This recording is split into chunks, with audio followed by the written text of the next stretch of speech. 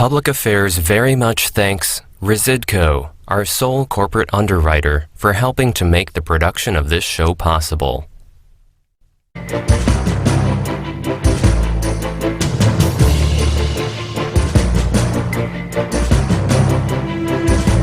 If you were to start adding up just the bill backlog, the underfunded pensions, you really come up with, depending on whose estimate you take, a structural deficit of between 400 and 500 billion dollars. That's billion with a B.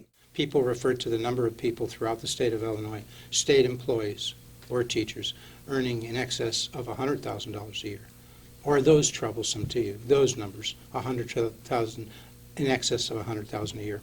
I don't think that the vast majority of the pensions are abusive. I think that our pension system is a good pension system. I think it's less generous than some of our neighboring states. My dad has a teacher pension from Missouri. He taught in Missouri. I don't think the problem is that our pensions are too generous. You think you can solve the pension issue as you've outlined without amending the Constitution, cutting spending, and maybe you've implied spend more than the $10 billion a year on pensions, and over time we would then address the issue. The key thing is over time. This is not 30 years or something like this that. is not something that can be fixed on a very fast basis. There is no magic solution to it. The people of Illinois, I don't think, are wanting smaller government. They are wanting responsible government that does what it's supposed to be doing.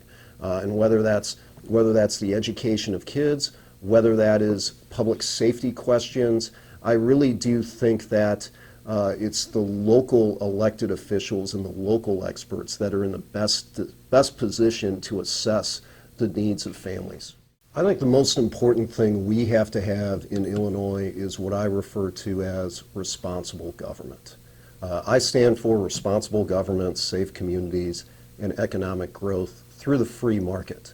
But when I talk about responsible government, that means a government that is doing what it's supposed to do. One of the biggest problems we have in Illinois right now is the people of Illinois have just completely lost trust in their government. More than anything else, I think that is why Governor Pritzker's progressive tax hike amendment went down, is because people no longer trust their government in Illinois, and they don't want to give their government any more power than what they have to have.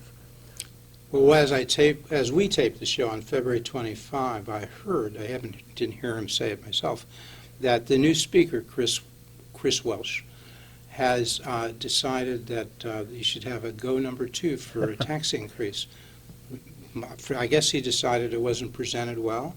This time he says they will promise, Democrats who support this and any others who guide this, they will promise that any revenue raised, I don't know if I heard something like, I don't know what he said, $9 billion? I thought it was $3 billion they're trying to generate. In any case, additional revenue coming in will go toward pensions, and that would persuade people to vote to tax themselves more, or as Chris Welsh would say, at least tax the top 3% more. Others doubt that and think middle class. What do you say about this proposal of Speaker Welsh?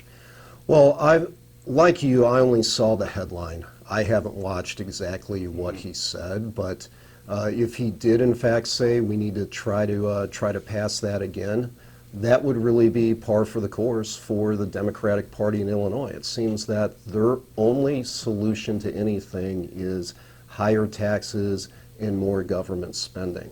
This progressive tax amendment, this tax hike amendment, lost because the people of Illinois really realized 3 things. First, I touched on already that they don't trust their government. Why would you want to give our Illinois government more taxing power when we haven't been responsible so far?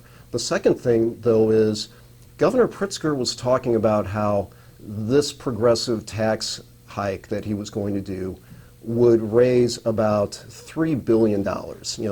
He was all over the place a little bit. At first it was like 2.5, and then it went up, but he wound up settling on like about $3 billion is what he said that was going to raise. And the people of Illinois realize that $3 billion is not going to solve our financial challenges. If you look at what we owe in terms of pensions, what the bill backlog is, if you were to start adding up just the bill backlog, the underfunded pensions, you really come up with, depending on whose estimate you take, a structural deficit of between 400 and 500 billion dollars. That's billion with a B. So when Governor Say that again. How do you get to $400 or $500 billion? Well, the pensions, depending on whose estimate you're taking, the pensions are possibly 200 billion, possibly 300 billion. I've seen a range of estimates. Okay. There's healthcare costs as Some well. even say 400 billion. I think Right. Moody's might say that. Okay. But if you want to say 400 billion, the point is Governor Pritzker was trying to tell people, look, you're not going to see your taxes go up. Only the ultra-rich are going to see their taxes go up. But he was saying this is going to raise just $3 billion when people knew that really if you're adding up everything that we need to have about $400 billion. So that was kind of like somebody, say that you have somebody come in and paint the inside of your house, and you're trying to get a price quote from them, and they say, look, for this little 2x2 section of the wall, this little bitty section, it's not going to cost you anything. But for the rest of it, just give me a blank check, and I'll let you know after I finish painting how much it costs. So you're saying the 97% who are being told that they're not going to be taxed more, only the top 3%, they didn't believe it. They thought that especially the middle class would be hit higher. Wire Point's estimated not to get to 400 billion, but to get to 10 billion or so, which they said is what the governor had promised for his spending. He's going to need 10 billion. To get there, you'd need 9.5% marginal tax rates on the middle class, people earning 75,000 to 100, 125. So do you think people, did they buy into that Wire Point scenario and said, heck no, I don't want to see my taxes go up to 10%? Is that what happened? I think so. I think the opponents of that tax hike amendment did a good job getting the message out, and people realized, look, what he is saying is going to happen is just not going to be reality. I mean, at this point, why would anybody trust anything that that an Illinois politician is proposing? Unfortunately. So you raised the issue. You raised the 800-pound gorilla. The Moody's estimate of 400, WirePoint says $420 billion, and pension liabilities, government pension liabilities. That's state liabilities, city liabilities, the whole thing. Mostly the cities are small part, except for Chicago, which is maybe 70 billion of that 420. So, Paul Schimpf, candidate for governor, what would you do to address that issue of that $420 billion pension liability? Well, in order to understand how we have to solve that problem, we have to also go back and look at how we got to this place in the first, in the first place. This hole that we're in right now is a hole that we have been digging for 3 decades. It's been irresponsible choices really for 30 years. And so when people say, oh, I've got a solution that I'm going to get us out of this in a pain-free manner, that's just not being realistic. There is no silver bullet. There are no magic beans. What we have to do is we have to make the pension payments. We have to try to take whatever measures, whatever steps we can to reduce our liability. If it's possible for us to pay in extra to the pension system and try to reduce that unfunded liability, we need to do that. But what we're going to have to do is make the payments. Well, how much are we paying now annually in our budget fiscal year 2022? What's the scheduled payment roughly for the pensions in that budget? My understanding, it's somewhere around $10 billion. It's about our budget. I believe the last budget that we passed was $42.5 billion. Right. We're spending about $10 billion. The thing is, during past years, we did the last 2 years ago.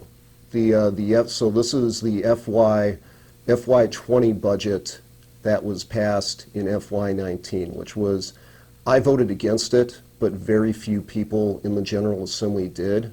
Governor Pritzker was making sure that everybody knew that it was a bipartisan budget, and I think it's important that the people of Illinois have to understand that bipartisan is not a synonym for responsible or correct, but it was a budget that we passed 2 years ago where we had record revenue coming into the state. And we made the required pension payment, but we had an opportunity where maybe we could have paid a little bit extra, and we didn't do that. We had record revenue coming in this is the FY20 budget, so 2019. That was when sort we were of the voting on Trump it. boom. I mean, cutting taxes, Yes, 3% we had- growth economy for a while. We were all the Pritzker and other Democrats so terribly critical of President Trump, yet they were happy to receive the additional revenue that Yeah, many attribute to him. They were happy to receive it, but also they were happy to spend nearly every last dime of it. And I voted no on that because not only did we spend almost all of it, but we increased our discretionary spending almost across the board. Wherever we could increase our spending levels, we did. And what that does is that makes it harder for us to reduce spending or hold the line on spending going down the road. If you had been governor then, 2 years ago, would you have advocated a decrease in state spending? How much and where? Well, I think you absolutely have to decrease spending for a couple reasons. First of all, I do think we need to try to reduce spending just so we have more money to get our financial house in order. But also I think we need to reduce our spending just so we have credibility with the people of Illinois. I don't think the people of Illinois, I think they voted no on the governor's tax hike amendment because they realized that none of the politicians in Illinois have ever cut spending. You look back at what the budgets have been since I've been in the General Assembly. The first year I was there, it was the budget impasse. That impasse was ended with a tax increase. The next year we increased spending. That was the last year of Rauner's governorship. That was his only budget that he had. It was an increase in spending. Pritzker's first budget was an increase in spending as well. We're going up by about $2.5 billion per year. And then the most recent budget, which was in the height of the COVID-19 pandemic, with revenues falling significantly, they still increased spending slightly. Not as much as they had been, but they still increased spending slightly. And I think you have to, in order to have credibility with the people of Illinois, you have to at least show that you're trying to reduce spending before you ask people for any type of a tax increase. In fact, I will even say that you have no moral authority as a governor or as a legislature to seek higher taxes unless you have tried to cut spending first. And there's been no appetite for that in Illinois. Well, some would estimate the fiscal year 2022 budget, in terms of percentages, saying that education, K through 12 and higher education, is about 28% of that budget. Pensions are about 22%. Healthcare, Medicaid, about 17%. Human services, 17%. You add that up, you're over 80%. So the other areas are relatively small. In that 82%, what would you cut? Would you cut education? Would you cut pensions? Would you cut human services? Would you cut health care? Because you have to cut one of those, and where would you do it? Well, the wasteful spending is marbled throughout the budget. When I walked in for this interview, I was wearing a mask that was that I had gotten from the state of Illinois. I think we spent way too much money just mass producing a bunch of masks that have now that are now being wasted because they were census masks and nobody wants to wear them anymore. But I think you mean can. They were masks that were not needed. They were not durable. What was the problem? No, they were good masks. They were just there were a lot of extras that more were than produced. people. Even if everybody masked up, you're saying way more masks were produced and paid for by the government Well, and they need to be. Did I get that right? yes, and they went to the members of the General Assembly who tried to distribute them, but it was something that was But pretty. if that's an example of waste, in that $42 billion, it's really more, when you count debt payment, it's more like $44 billion. So in that $44 billion 2022 budget, how much of that waste do you think is out there that you just gave an example? Just give me a number. Well, in terms of billions, how much? Ballpark. Well, I think that what we have to be able to do is we have to be able to hold our spending steady. And our spending levels, the amount that we have been spending every year, as you know, over the past couple budgets, the most recent one, $42.5 billion. The year before that, I think, was about $40 billion. The year before that, it was about 38.5. What I'm saying we need to do is we need to try to hold our spending steady instead of increase it. What we also need to do is we need to get the low-hanging fruit, because why do we have, for instance, both a comptroller's office and a treasurer's office in the state of Illinois? You know, those offices should be combined. Would that be enough to solve our budget woes? Obviously not. We're talking about millions of dollars. What do you save, 10, 12 million? I think Yeah, people not save much. $12 million if you combine those. Not offices. much. Yeah. You know, and it's scary that we're here talking about, Okay, you know, yeah. 12 or 10 or $12 million is not much. But the point is, if you're going to have any credibility with the people of Illinois to say, look, we've tried to cut and we're unable to do so, it's just too painful, but you haven't done the easy stuff, the people of Illinois are not going to believe you. Back when we had the budget impasse, I would talk a lot with my constituents and explain that if we took every department where we could, where we had the discretion to cut spending, and we just did a 20% haircut approach, you know, that would save us about $2.5 billion. That was what the 20% cut of where, across the board? across the board would buy us about $2.5 billion. That was back during the impasse. So we're talking about like four years ago. So you mean, what was the budget then, like 36 billion or something? Because 20% of that would be $7 billion, right? I mean, if it was 36 billion. So you could have cut $7 billion out of that budget? No, I'm not. I'm using that as an example, saying, okay, if you cut 20%, Yeah.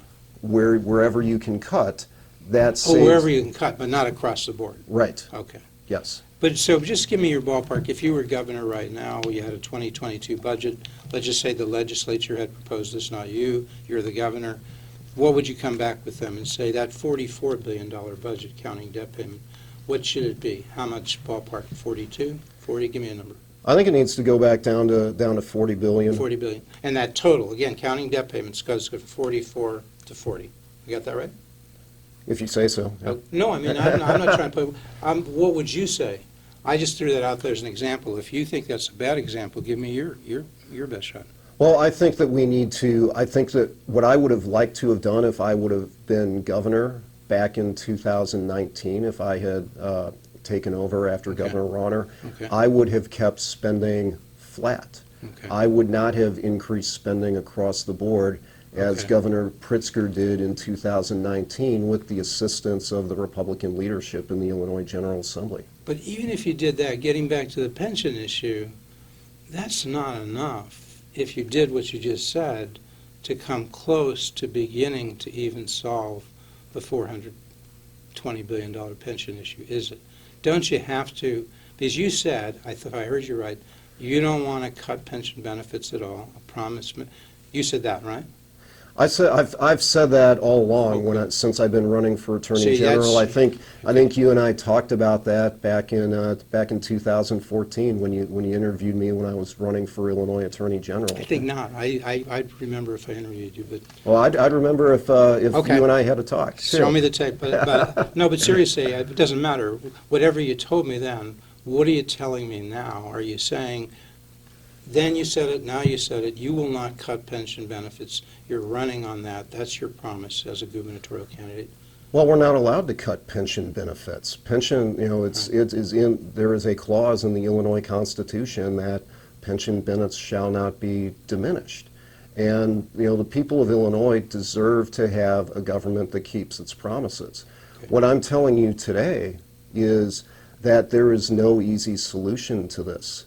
Okay. It's going to take probably years, decades even, to get our pension house in order. But we have to do that by making the pension payments that are required, perhaps paying in a little bit extra, so that'll reduce the amount of liability that we have. We also have to do what we can to try to reduce the obligation if we can do that in a legal way. There has been talk about, if we can get people to give up their compound COLA, if you can offer them a bargain for, benefit. Maybe you tell them, look, your pensions will never be taxed. We will make that promise to you as long as you are willing to sign away your compound COLA. That would tremendously reduce the amount of our obligation. We can try that. We can continue offering people buyouts. We have to try to do what we can, but we're not going to be able to say, okay, here's a magic solution. We're going to re-amortize, or we're going to borrow more money. And there is no silver bullet. There is no easy solution. We just have to make the pension payments. And the reason, I think it's important to understand too, the reason that we are in this mess with the underfunded pension system is because we have taken a number of pension holidays. As Darren Bailey has said, we have to cut pension benefits. He understands the constitutional provision you've referred to, but it sounds like, I think, when I interviewed him, he would favor amending the Constitution, going through that procedure, which would allow the General Assembly and the governor to cut pension benefits. You differ with candidate Bailey, if I've represented him correctly. Is that right? You would not do what I just told you he said. Well, our pension promises need to be kept. Okay. And I think it's important that we realize that there are some pensions out there that are outrageous. I don't deny that. If you wanted to start taking a look and trying to say, hey, under contracts law, this is unconscionable, and that contract shouldn't be enforced because it's unconscionable, I'd be willing to listen to that proposal. But the fact is, we need to keep our pension promises. One of kind of our bedrock principles in society is that it's more important to protect the innocent than it is to punish the guilty. That's why we have proof beyond a reasonable doubt at a criminal trial. So I'm concerned with the retired school teachers who are only making perhaps, say, $40,000 a year pension, who are not drawing Social Security. Those are the people that we need to be making sure that we protect. And I think we do that not by worrying about how we're going to change the Constitution, but we do that by making the pension payments and taking what measures we can to reduce our liability down the road. Are there many, as there are in CPS, teachers who currently earn $80,000 to $100,000 and more, and will have comparable pensions for the rest of their lives at similar levels, 70% to 80% of that? So are there bunches of people throughout the state of Illinois, putting aside Senator Cullerton, he just, Senate President Cullerton, former Senate President, you may know, he stepped down at 71. Yes. If he lives to 95, it's estimated he will obtain $4 million additional dollars in those 24 years. Would that be something you call egregious and something should be done about that? Because all I'm saying is there are many people earning far less and pensions far less, but still substantial. People refer to the number of people throughout the state of Illinois, state employees or teachers, earning in excess of $100,000 a year. Are those troublesome to you, those numbers, 100,000 in excess of 100,000 a year? I don't think that the vast majority of the pensions are abusive. I think that our pension system is a good pension system. I think it's less generous than some of our neighboring states. My dad has a teacher pension from Missouri. He taught in Missouri.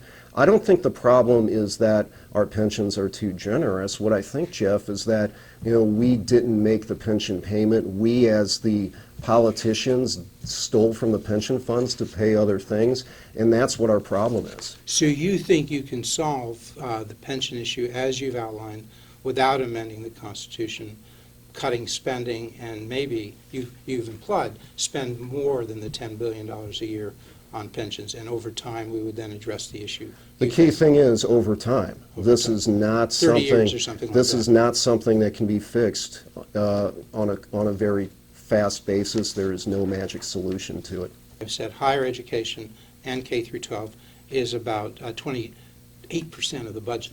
So there's a large area there. If you want to, it used to say, what was it Dillinger said, why do you rob banks? That's where the money is.